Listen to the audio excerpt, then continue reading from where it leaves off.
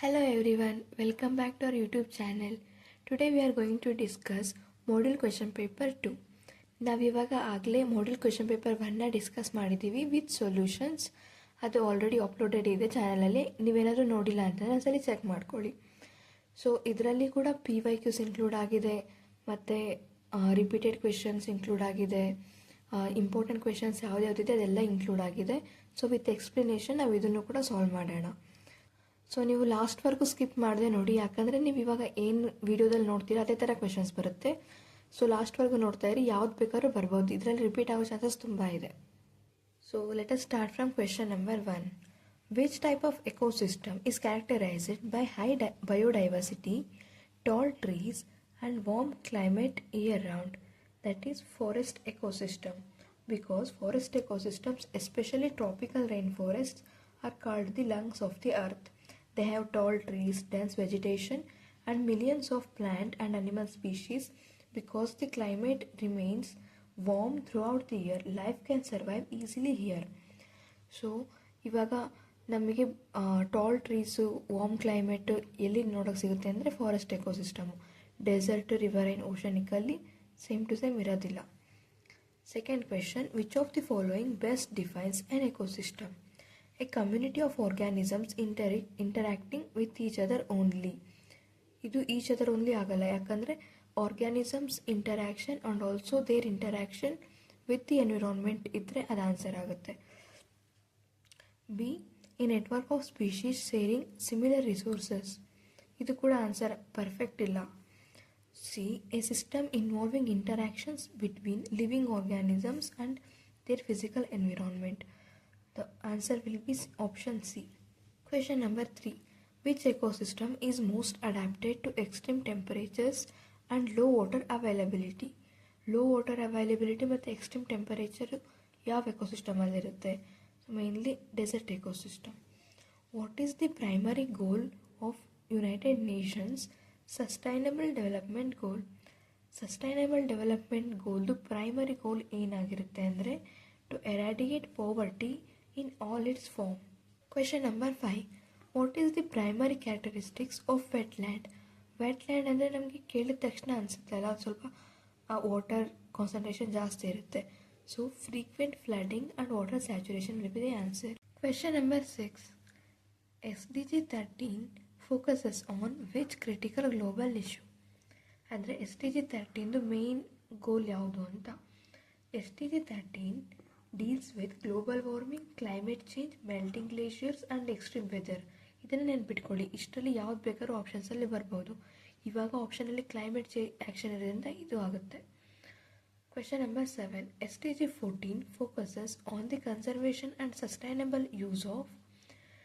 ಇದಕ್ಕೆ ಆನ್ಸರ್ ಏನಾಗುತ್ತೆ ಅಂದರೆ SDG 14 protects marine life like fishes, corals and ocean ecosystems from pollutions and over fishing. ಅಂದರೆ SDG 14ನಲ್ಲಿ main ನಾವು ಓಷನ್ನ ಪ್ರೊಟೆಕ್ಟ್ ಮಾಡೋದ್ರ ಬಗ್ಗೆ ನೋಡ್ತೀವಿ. So option C is the answer. Question number 8. Which of the following ecosystem plays a crucial role in carbon sequestration? Carbon ಸೀಕ್ವೆಸ್ಟ್ರೇಷನ್ನು ಆಗೋದ್ರಲ್ಲಿ ಯಾವುದು ecosystem ತುಂಬ main ಪಾರ್ಟ್ನ ತಗೊಳುತ್ತೆ? ಸೊ ಇದರಲ್ಲಿ ಯಾವುದು ಆನ್ಸರ್ ಆಗುತ್ತೆ ಅಂದರೆ oceans absorb about 30% of carbon dioxide released into the atmosphere. This helps to reduce global warming. So the answer is oceanic ecosystem. ಇವಾಗ carbon dioxide ಏನು release ಆಗುತ್ತೆ ಅದರಲ್ಲಿ 30%ನ ಓಷನಿಕ್ ಬಾಡೀಸು ತಗೊಳುತ್ತೆ. ಅದರಿಂದ ಏನು ಹೀಟ್ ಕಡಿಮೆ ಆಗುತ್ತೆ, ಸೊ ಗ್ಲೋಬಲ್ ವಾರ್ಮಿಂಗ್ ರೆಡ್ಯೂಸ್ ಆಗುತ್ತೆ. 9th question. Which SDG promotes responsible consumption and production patterns? That is SDG 12. This SDG promotes reduce, reuse and recycle. So reduce, reuse, recycle SDG 12 It focuses on sustainable production and less wastage. Mainly sustainable production and wastage ಕಡಿಮೆ ಆಗಬೇಕು ಅನ್ನೋದ್ರ ಮೇಲೆ focus ಮಾಡೋದು SDG 12 ಆಗಿರುತ್ತೆ. ಇದು ಸ್ವಲ್ಪ number ಮತ್ತು ಗೋಲ್ನ ನೆನ್ಪಿಟ್ಕೋಬೇಕಾಗತ್ತೆ. ಯಾವುದು ಗೋಲಲ್ಲಿ ಯಾವುದು ಇನ್ಕ್ಲೂಡ್ ಆಗಿರುತ್ತೆ ಟಾಪಿಕ್ ಅನ್ನೋದನ್ನು ಇದು ಸ್ವಲ್ಪ ನೆನ್ಪಿಟ್ಕೊಂಡ್ರೆ ಆರಾಮಾಗಿ ಆನ್ಸರ್ ಮಾಡ್ಬೋದು. Question number 10. Which of the following is the largest source of fresh water on earth? Largest source of fresh water ಅಂತ ಅಂದರೆ even the ocean contains most water, fresh water is locked in ice. ಯಾಕಂತಂದರೆ ಇವಾಗ ನಾವು ocean ವಾಟರಲ್ಲಿ salt content ಜಾಸ್ತಿ ಇರುತ್ತೆ, ಅದಕ್ಕೆ fresh water ಅನ್ನೋದು ಯಾವುದ್ರಲ್ಲಿ ಜಾಸ್ತಿ ಇರುತ್ತೆ ಅಂದರೆ ಐಸ್ ಮತ್ತು ಗ್ಲೇಷಿಯರ್ಸಲ್ಲಿ ಜಾಸ್ತಿ ಇರುತ್ತೆ. 11th question, which of the following is a primary indicator of water quality? ಅಂದರೆ ಫಸ್ಟು ಇಂಡಿಕೇಟರ್ ಯಾವುದು ವಾಟರ್ ಕ್ವಾಲಿಟಿ ಚೆನ್ನಾಗಿದೆಯಾ ಇಲ್ವಾ ಅನ್ನೋದಕ್ಕೆ, ಅದು pH ಲೆವೆಲ್ ಆಗಿರುತ್ತೆ. Because pH tells us whether water is acidic or alkaline.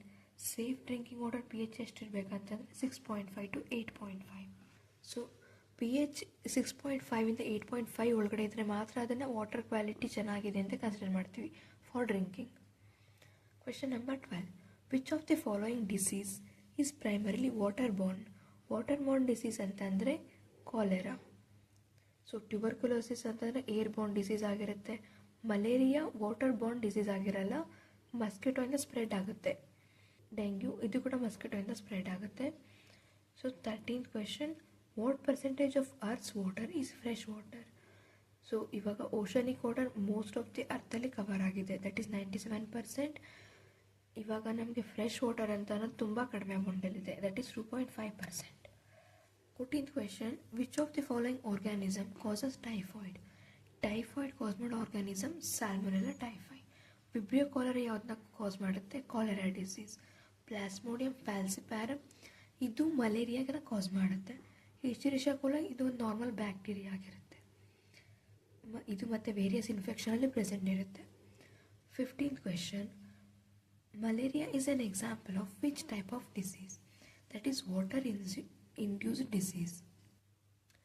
So malaria water borne ಆಗಿರಲ್ಲ, water induced ಆಗಿರುತ್ತೆ. ಯಾಕಂತ ಅಂದರೆ mosquitoes breed in stagnant water, not in drinking water directly. ಅಂದರೆ ನಾವು ವಾಟರ್ ಬೋರ್ನ್ ಯಾಕಾಗಲ್ಲ ಅಂದರೆ ನಾವು ಅದನ್ನು ಡೈರೆಕ್ಟ್ ಕನ್ಸ್ಯೂಮ್ ಮಾಡಲ್ಲ, ವಾಟರ್ ಇಂಡ್ಯೂಸ್ಡ್ ಆಗಿರುತ್ತೆ. ಯಾಕಂದರೆ ಅದರಲ್ಲಿ ಮಸ್ಕಿಟೋಸು ಸ್ಟೇ ಆಗುತ್ತೆ, ಮಸ್ಕಿಟೋಸಿಂದ ನಮಗೆ ಡಿಸೀಸ್ ಸ್ಪ್ರೆಡ್ ಆಗುತ್ತೆ. ಡೈರೆಕ್ಟ್ ನಾವು ಕನ್ಸ್ಯೂಮ್ ವಾಟರ್ ಮಾಡೋದ್ರಿಂದ ಆಗೋದಿಲ್ಲ, ಸೊ ಇದನ್ನು ಇಂಡ್ಯೂಸ್ಡ್ ಅಂತ ಕರಿತೀವಿ. 16th question is, the recommended safe limit of fluoride in drinking water by the World Health Organization is, ಅಂದರೆ WHO ರೆಕಮೆಂಡೇಷನ್ ಏನಿದೆ ಫ್ಲೂರೈಡ್ ಕಾನ್ಸಂಟ್ರೇಷನ್ ಇನ್ ಡ್ರಿಂಕಿಂಗ್ ವಾಟರಲ್ಲಿ, ದಟ್ ಈಸ್ 1.5 mg/L. ಇಷ್ಟು fluoride concentration ಇದ್ದರೆ ನಮಗೆ ಹೆಲ್ತಿಗೆ ಇಷ್ಟು ಅಫೆಕ್ಟ್ ಆಗಲ್ಲ, ಇದಕ್ಕಿಂತ ಜಾಸ್ತಿ ಆಯಿತು ಅಂತಂದರೆ ಇದು ಹೆಲ್ತಿಗೆ ಅಫೆಕ್ಟ್ ಮಾಡುತ್ತೆ ಅಂತ. 17th question is, excess fluoride in drinking water primarily causes which health condition? That is fluorosis, to yellow teeth and bone deformities. ಅಂದರೆ ಇವಾಗ ನಮ್ಮ ಫ್ಲೂರೈಡ್ ಕಾನ್ಸಂಟ್ರೇಷನ್ ಎಷ್ಟಿರಬೇಕು? 1.5 mg/L. ಏನಾದರೂ ಇದಕ್ಕಿಂತ ಜಾಸ್ತಿ ಇತ್ತು ಅಂತಂದರೆ ನಮಗೆ ಯೆಲ್ಲೋ ಟೀತ್ಸ್ ಆಗುತ್ತೆ ಮತ್ತು ನಮ್ಮ ಬೋನಲ್ಲಿ ಬೋನ್ ಡಿಫಾರ್ಮಿಟೀಸ್ ಸ್ಟಾರ್ಟ್ ಆಗುತ್ತೆ. Question number 18. Which of the following is a non-conventional source of energy? That is solar energy. Solar energy is renewable, clean and unlimited, so we can call it as non-conventional source of energy. 19th question. Hydropower is considered a type of renewable energy. Question number 20. Fluoride in drinking water affects which part of the human body the most? That is teeth. ಏನಾದರೂ ಇವಾಗ teeth ಆಪ್ಷನಲ್ಲಿಲ್ಲ, ಬೋನ್ ಇದೆ ಅಂತಾರೆ, ನಾವು ಅದನ್ನು ಕೂಡ select ಮಾಡ್ಬೋದು. 21st question. Which country is the largest producer of wind energy? That is China. Question number 22. What is the primary advantage of using solar energy? Solar energy use ಮಾಡೋದ್ರಿಂದ ನಮಗೆ ಏನು ಯೂಸ್ ಆಗುತ್ತೆ? ಮೇಯ್ನಾಗಿ ಲೋ ಇನ್ಸ್ಟಾಲೇಷನ್ ಕಾಸ್ಟ್ ಇಲ್ಲ, ಅದಕ್ಕೆ cost ಜಾಸ್ತಿನೇ ಇರುತ್ತೆ. Non renewable source, it is renewable source. Zero green house gas emission, ಇದು ಆನ್ಸರ್ ಆಗುತ್ತೆ. 23rd question. Hydrogen is considered a clean energy source because it produces only water as byproduct. ಹೈಡ್ರೋಜನ್ನ ನಾವು clean energy source ಅಂತ ಯಾಕೆ consider ಮಾಡ್ತೀವಿ ಅಂದರೆ ಅದು ನಾವು by ಪ್ರಾಡಕ್ಟಾಗಿ ವಾಟರ್ನ ಮಾತ್ರ ಪ್ರೊಡ್ಯೂಸ್ ಮಾಡುತ್ತೆ, ಅದಕ್ಕೋಸ್ಕರ. Question number 24. Which form of energy is stored in fossil fuels? Fossil ಫ್ಯೂಯಲ್ಸಲ್ಲಿ ಯಾವ ಥರ ಎನರ್ಜಿ ಸ್ಟೋರ್ ಆಗಿರುತ್ತೆ? That is chemical energy. 25th question. Which gas is the primary contributor to to the greenhouse effect, that is mainly carbon dioxide. 26th question, what is the primary effect of excessive nutrients like nitrogen and phosphorus in water bodies? Excess nutrients in ವಾಟರಿಂದ ಯಾವುದು cause ಆಗುತ್ತೆ ಅಂದರೆ ಯೂಟ್ರೋಫಿಕೇಷನ್ನಿಂದ it leads to algal blooms and fish death. Question number 27, which of the following is a major source of water pollution? Water ಪೊಲ್ಯೂಷನ್ಗೆ major source ಯಾವುದಾಗಿರುತ್ತೆ? That is agricultural run off. Solar energy ಪ್ರೊಡಕ್ಷನಿಂದ ವಾಟರ್ಗೆ ಏನು ಕೂಡ contribution ಇರಲ್ಲ. Wind energy ಟರ್ಬೈನ್ಸಿಂದನೂ ಕೂಡ ಪೊಲ್ಯೂಷನ್ಗೆ water ಪೊಲ್ಯೂಷನ್ಗೆ ಯಾವುದೇ ಒಂದು ತೊಂದರೆ ಆಗೋದಿಲ್ಲ. ಜಿಯೋಥರ್ಮಲ್ ಪವರ್ ಪ್ಲಾಂಟ್ಸ್ನೂ ಕೂಡ ಏನೂ ಆಗೋದಿಲ್ಲ. So answer is option A. 28, which pollutant is most commonly associated with industrial waste water? Industrial waste ವಾಟರಲ್ಲಿ ಯಾವುದು ಕಾಮನ್ಲಿ ಅಸೋಸಿಯೇಟೆಡ್ ಆಗಿರುತ್ತೆ ಪೊಲ್ಯೂಟೆಂಟ್ ಅಂತಂದರೆ heavy metals. Because industrial waste water contains lead, mercury, cadmium ಆ ಥರದ heavy metals ಇರೋದ್ರಿಂದ ಅದು toxic ಆಗಿರುತ್ತೆ. Question number 29, what is the unit used to measure noise levels? That is decibel, DB ಅಂತಲೂ ಕೂಡ ಕರಿತೀವಿ. Question number 30, which of the following is a major source of air pollution in urban areas? Urban areas ಅಂತಂದರೆ ತುಂಬ vehicles ಇರುತ್ತೆ. So automobile ಎಮಿಷನಿಂದ ಏನು gases produce ಆಗುತ್ತೆ ಅದು mainly air ಪೊಲ್ಯೂಷನ್ನ ಕಾಸ್ ಮಾಡುತ್ತೆ. Question number 31, what is key preventive measure for reducing air pollution? Air ಪೊಲ್ಯೂಷನ್ನ reduce ಮಾಡಬೇಕಂತಂದರೆ ಒಂದು ಮೇನ್ ಮೆಷರ್ ಏನು ತೊಗೋಬೇಕು ಅಂದರೆ using renewable energy sources. So reducing ಡಿಫಾರೆಸ್ಟೇಷನಿಂದನೂ ಕೂಡ ನಾವು ಪೊಲ್ಯೂಷನ್ನ ಕಂಟ್ರೋಲ್ ಮಾಡ್ಬೋದು. ಆದರೆ ಇದು ರಿನ್ಯೂವಬಲ್ ಎನರ್ಜಿ ಸೋರ್ಸಸ್ಸಿಂದ ನಮಗೆ ಎಮಿಷನ್ ಕಡಿಮೆ ಆಗುತ್ತೆ ಗ್ಯಾಸಸ್ದು, ಟಾಕ್ಸಿಕ್ ಗ್ಯಾಸಸ್ದು. ಸೊ ನಾವು ರೆಡ್ಯೂಸ್ ಮಾಡ್ಬೋದು ಏರ್ ಪೊಲ್ಯೂಷನ್ನ. Question number 32, which pollutant is responsible for causing acid rain? That is sulphur dioxide. The gases like carbon monoxide, sulphur dioxide, nitrogen oxides and particulate matter causes acid rain. Question number 33, which health condition is most commonly associated with air pollution? Air ಪೊಲ್ಯೂಷನಿಂದ ನಮಗೆ ಯಾವ ಪಾರ್ಟಲ್ಲಿ ಜಾಸ್ತಿ diseases ಬರುತ್ತೆ ಅಂದರೆ respiratory diseases. ಯಾಕಂದರೆ ನಾವು ಲಂಗ್ಸಲ್ಲಿ respire ಮಾಡ್ತಾ ಇರ್ತೀವಿ. ಸೊ ಏರ್ ಏನಾದ್ರು ಪೊಲ್ಯೂಟೆಂಟ್ಸ್ ಇತ್ತ ಅಂತ ಅಂದರೆ ಅದರಿಂದ ಎಫೆಕ್ಟ್ ಆಗುತ್ತೆ, like asthma. Question number 34, which type of waste is classified under biomedical waste? That is used syringes. ಅದು ಬಯೋಮೆಡಿಕಲ್ ವೇಸ್ಟ್ ಆಗಿ ಕನ್ಸಿಡರ್ ಆಗುತ್ತೆ, syringes. Question number 35, which of the following is a major source of solid waste in urban areas? That is household waste. Urban ಏರಿಯಾಸಲ್ಲಿ mainly household waste ನಮಗೆ solid ಆಗಿ ಸಿಗುತ್ತೆ. 36th one, which type of solid waste is categorized as biodegradable? Biodegradable ಆಗಿ glass bottles ಬರೋದಿಲ್ಲ, plastic bags ಬರೋದಿಲ್ಲ, food scraps ಬರುತ್ತೆ. What is the final step in the functional elements of solid waste management? Solid waste ಮ್ಯಾನೇಜ್ಮೆಂಟಲ್ಲಿ final step ಏನಾಗಿರುತ್ತೆ? So solid waste ಮ್ಯಾನೇಜ್ಮೆಂಟಲ್ಲಿ ಮೇಯ್ನಾಗಿ 5 steps ಇರುತ್ತೆ. First one waste generation, second one is collection, third one is transportation, fourth one is treatment, and fifth one is disposal. So the last one is disposal, that is the final step, waste disposal. Question number 38, what is a key characteristic of biomedical waste? Biomedical waste du key characteristic ಏನಾಗಿರುತ್ತೆ? So ಅದು infectious ಆಗಿರುತ್ತೆ ಮತ್ತು ಹ್ಯಾಜಾರ್ಡಸ್ ಆಗಿರುತ್ತೆ. So ನಾವಿವಾಗ medicine ಕೊಡೋದಕ್ಕೆ ಯಾವುದಾದ್ರೂ ಒಂದು syringe use ಮಾಡಿರ್ತೀವಿ ಅಂತಂದರೆ ಅದರಿಂದ ಒಂದು ಪರ್ಸನ್ನಿಗೆ ಏನಾದರೂ ಒಂದು ಡಿಸೀಸ್ ಇರೋದು ಇನ್ಫೆಕ್ಷಿಯಸ್ ಆಗಿ ಉಳ್ಕೊಂಡಿರ್ಬೋದು. So answer will be infectious and hazardous. 39th question, according to the solid waste management rules 2016, which of the following is a duty of waste generators? Waste ಜನರೇಟರ್ಸ್ದು ಡ್ಯೂಟಿ ಏನಾಗಿರುತ್ತೆ ಅಂದರೆ to ensure segregation of waste at source. This will be the correct answer. Transport waste to landfill sites, burn the waste in open spaces, dispose this. ಇದರಲ್ಲಿ ಯಾವುದು ಕೂಡ duty of waste ಜನರೇಟರ್ಸಿಗೆ ಬರೋದಿಲ್ಲ. Question number 40. Under the biomedical waste management rules 2016, biomedical waste should be treated and disposed of within how many hours of generation? Answer is 24 hours. ಇವಾಗ biomedical waste ಯಾವುದೇ ಒಂದು produce ಆಗಿರುತ್ತೆ ಅದನ್ನು 24 hours ಅಷ್ಟರಲ್ಲಿ ನಾವು dispose ಮಾಡಬೇಕು, so that we can avoid further infections. Question number 41. Which hazardous pollutant is commonly found in E waste? E ವೇಸ್ಟಲ್ಲಿ ಯಾವುದು ಫೌಂಡ್ ಇರುತ್ತೆ ಎಲಿಮೆಂಟ್ ಅಂತಂದರೆ ಮರ್ಕ್ಯೂರಿ. ಸೊ ಮರ್ಕ್ಯೂರಿ ಇನ್ನೂ ಯಾವುದಾದ್ರಲ್ಲಿರುತ್ತೆ? ಅದು CFL ಬಲ್ಬ್ಸ್, LCD ಸ್ಕ್ರೀನ್ಸ್ ಮತ್ತು ಬ್ಯಾಟ್ರೀಸಲ್ಲಿ ಇರುತ್ತೆ. That is all comes under E waste. So mercury ಏನನ್ನ ಕಾಸ್ ಮಾಡುತ್ತೆ ಅಂತಂದರೆ it can damage nervous system, affect brains and kidneys. So this is considered as hazardous pollutant. 42. Question number. Which of the following is a basic principle of E waste management? E waste ಮ್ಯಾನೇಜ್ಮೆಂಟಲ್ಲಿ basic principle ಯಾವುದಾಗಿರುತ್ತೆ? The answer is extended producer responsibility, that is EPR. Producer is responsible even after product sale. Like that, company must collect and recycle old electronics.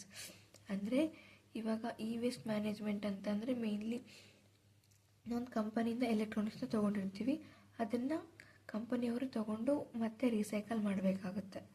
Reduces informal recycling and environmental pollution. Question number 43. The E waste management rules 2022 introduced stricter guidelines on. 2022ನಲ್ಲಿ ಯಾವುದು rules schedule ಆಗಿರುತ್ತೆ ಅದರಲ್ಲಿ ನಾವು ನೋಡ್ಕೊಂಡ್ವಿ ಅಂತಂದರೆ EPR targets for ಪ್ರೊಡ್ಯೂಸರ್ಸ್ನ ಜಾಸ್ತಿ focus ಮಾಡಿರ್ತಾರೆ. That is like penalties for non compliance, fixed recycling targets, ಈ ಥರದ್ದನ್ನು ಅಪ್ಲೈ ಮಾಡಿರ್ತಾರೆ.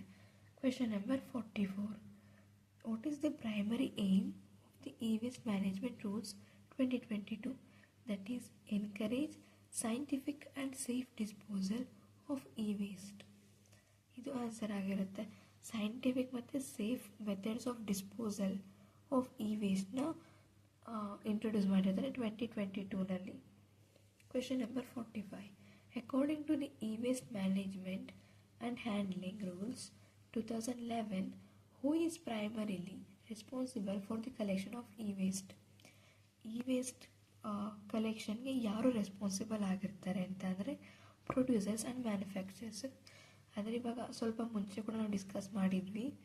ಸೊ ಇವಾಗ ಯಾರು ಎಲೆಕ್ಟ್ರಾನಿಕ್ಸ್ನ ಒಂದು ಪ್ರೊಡ್ಯೂಸರ್ ಇರ್ತಾರೆ, ಕಂಪನಿ ಯಾವುದಿರುತ್ತೆ, ಅವರೇ ಮತ್ತೆ ಈ ವೇಸ್ಟ್ನ ಕಲೆಕ್ಟ್ ಮಾಡ್ಕೊಂಡು ಅದನ್ನ ರೀಸೈಕಲ್ ಮಾಡೋದಕ್ಕೆ ರೆಸ್ಪಾನ್ಸಿಬಲ್ ಆಗಿರ್ತಾರೆ.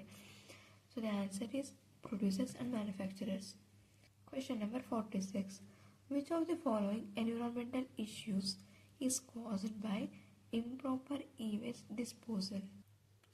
Environmental issue caused by improper E waste disposal ಅಂತಂದರೆ soil and ground water contamination.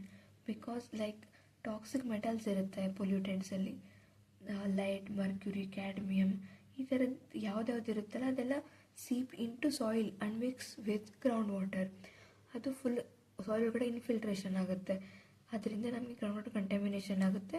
The water we drink will get contaminated. So this will be the answer. Question number 47. Which of the following devices contributes the most to global e-waste generation? Global E waste ಜನ್ರೇಷನ್ಗೆ mainly ಯಾವ contribute ಮಾಡುತ್ತೆ ಅಂದರೆ mobile phones and computers. ಯಾಕಂದರೆ ಇದ್ರ life cycle ಕಡಿಮೆ ಇರುತ್ತೆ ಮತ್ತು frequent upgrade ಆಗ್ತಾ ಇರುತ್ತೆ. ಹೊಸ ಮಾಡೆಲ್ ಬಂತಂದರೆ ನೆಕ್ಸ್ಟ್ ಚೇಂಜ್ ಮಾಡಬೇಕಂತ ಅಂದ್ಕೊಂಡು ಎಲ್ಲರೂ ಚೇಂಜ್ ಮಾಡೋದ್ರಿಂದ ಇ ವೇಸ್ಟ್ ಜನ್ರೇಷನ್ ಜಾಸ್ತಿ ಆಗುತ್ತೆ. Question number 48. Which toxic substance in e-waste is known to cause kidney damage when improperly disposed of? ಅಂದರೆ ಕಿಡ್ನಿ ಡ್ಯಾಮೇಜು ಕ್ಯಾಡ್ಮಿಯಮಿಂದ ಆಗುತ್ತೆ. That is cadmium accumulates in kidneys and bones. ನಾವೇನಾದರೂ wrong ಆಗಿ exposure ಆದರೆ it leads to kidney failure. Question number 49. Which components of e-waste is most valuable for recycling due to its precious metal content? That is circuit boards. Circuit boards contains gold, silver and copper. That's why they are highly recycled. Question number 50. Lead, often present in e-waste, primarily affects which human organ? Lead mainly ನಮಗೆ ಬ್ರೈನ್ನ affect ಮಾಡುತ್ತೆ. That is nervous system, memory, learning ability. ಮತ್ತು ಚಿಲ್ಡ್ರನ್ಸ್ಗೆ ಇದು ಜಾಸ್ತಿ affect ಮಾಡುತ್ತೆ compare to adults. So ಇವಾಗ ನಾವು ಮಾಡ್ಯೂಲ್ ಕ್ವೆಶ್ಚನ್ ಪೇಪರ್ 2ನಲ್ಲಿ 50 ಕ್ವೆಶನ್ಸ್ ಕಂಪ್ಲೀಟಾಗಿ ಡಿಸ್ಕಸ್ ಮಾಡಿದ್ದೀವಿ. ಇದರಲ್ಲಿ ಮೇಯ್ನ್ಲಿ ನಮಗೆ SDGs ಮತ್ತು ಇ ವೇಸ್ಟ್ ಜನ್ರೇಷನ್ ಬಗ್ಗೆ ಮತ್ತು ವಾಟರ್ ಬೋರ್ನ್ ಡಿಸೀಸಸ್ ಇದರದೆಲ್ಲ ಕವರ್ ಆಗಿದೆ ಟಾಪಿಕ್ಸು. ಇನ್ನೂ ಕೂಡ ಹೆಚ್ಚು ಟಾಪಿಕ್ಸು ಕಂಟೆಂಟು ನಾವು ಕೊಡ್ತಾ ಇರ್ತೀವಿ. ಸೊ ನೀವು ಅಪ್ಡೇಟೆಡಾಗಿ ನೋಡ್ತಾ ಇರಿ, ಆಯಿತಾ? ಇದರಿಂದನೇ ಕ್ವೆಶನ್ಸ್ ಬರುತ್ತೆ. ಇವಾಗ ನಾವು ಕ್ವೆಶನ್ಸ್ ಏನು ಕವರ್ ಮಾಡಿದ್ದೀವಿ ಅದು ಕೂಡ ಒಂದೊಂದು ಆಪ್ಷನಲ್ಲಿ ರಿಪೀಟ್ ಅಂತ ಅನಿಸುತ್ತೆ. ಯಾಕಂದರೆ ನಾವು ಎಕ್ಸಾಮಲ್ಲಿ ಕ್ವೆಶನ್ಸ್ ನೋಡಿದ್ರೂ ಇದೇ ಥರನೇ ಬಂದಿರುತ್ತೆ. ಸೊ ನೀವು ವೀಡಿಯೋದಲ್ಲಿ ಏನು ನೋಡಿರ್ತೀರ ಅದು ಸ್ವಲ್ಪ ನೆನ್ಪಿಟ್ಕೊಂಡ್ರೆ ಸಾಕಾಗುತ್ತೆ, ಆರಾಮಾಗಿ ಅಟೆಂಪ್ಟ್ ಮಾಡ್ಬೋದು. ನೀವು ಇವಾಗ ಕ್ವೆಶನ್ ಪೇಪರ್ ಯಾವ ಥರ ಅಟೆಂಪ್ಟ್ ಮಾಡಬೇಕು, ಯಾವ ಕ್ವೆಶನ್ಸ್ನೆಲ್ಲ ಡೌಟ್ ಇದ್ದರೆ ಹೆಂಗೆ ಕ್ಲಿಯರ್ ಮಾಡಬೇಕು ಅದನ್ನು ಕೂಡ ನಾವು ನೆಕ್ಸ್ಟ್ ವೀಡಿಯೋಸಲ್ಲಿ ನೋಡ್ತಾ ಇರೋಣ. So thanks for watching. All the best.